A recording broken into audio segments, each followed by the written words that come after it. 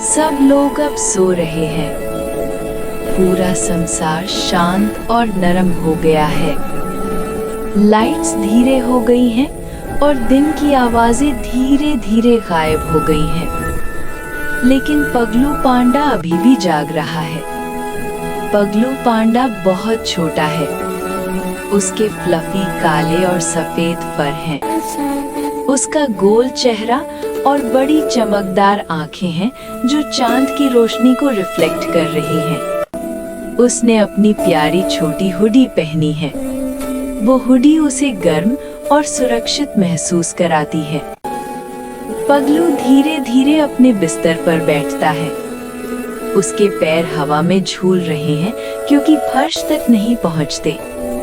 वो धीरे धीरे कमरे को देखता है और सब चीजों को निहारता है। खिलौने आराम कर रहे हैं। किताबें शांत हैं। कमरा बिल्कुल स्थिर लगता है, जैसे उसने अपनी सांस रोक ली हो। पगलू धीरे धीरे गहरी सांस लेता है और धीरे धीरे छोड़ता है। कभी कभी जब रात बहुत शांत होती है, विचार ज्यादा जोर से महसूस होते हैं। पगलू अपने सीने में उस शांति को महसूस करता है। खराब नहीं लगता, बस थोड़ी अकेलापन महसूस होती है। वो अपनी हुडी को और पास से गले लगाता है। हुडी नरम महसूस होती है। हुडी परिचित लगती है। पगलू दरवाजे की ओर देखता है।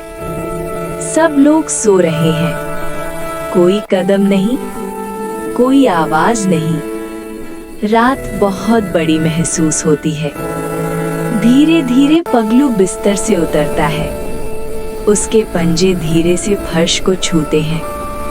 वो सावधानी से एक एक कदम करके खिड़की की ओर चलता है। पर्दा थोड़ा हिलता है जब वो उसे खींचता है। ठंडी रात की हवा उसके फर को छूती है। ये ताज़ा और शांत महसूस होता है। बाहर आकाश बड़ा और अंधेरा है। सितारे छोटे छोटे रोशनी की तरह बिखरे हुए हैं और वहां धीरे धीरे चमकता हुआ चांद है। चांद गोल और शांत लगता है। वो जल्दी नहीं करता, वो झपकता नहीं है, बस क्वाइटली रहता है। पगलू चांद को लंबे समय तक देखता है। उसकी बड़ी चमकदार आंखें उसके हल्के प्रकाश को प्रतिबिंबित कर रही हैं। पगलू महसूस करता है कि चांद भी उसे देख रहा है। वो खिड़की के पास झुकता है। धीरे से बोलता है, हेलो चांद, आज मैं सो नहीं पा रहा।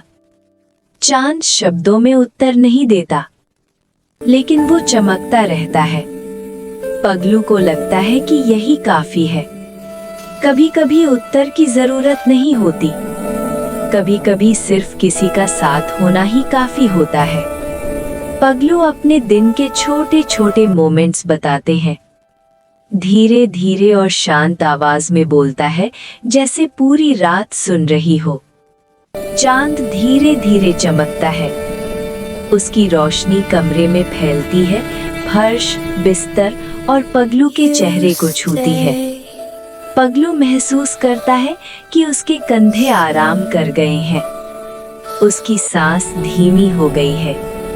अब वो सुरक्षित महसूस कर रहा है। चांद ने कई रातें देखी हैं। वो शांत कमरे और नींद भरे सपनों को देखता आया है।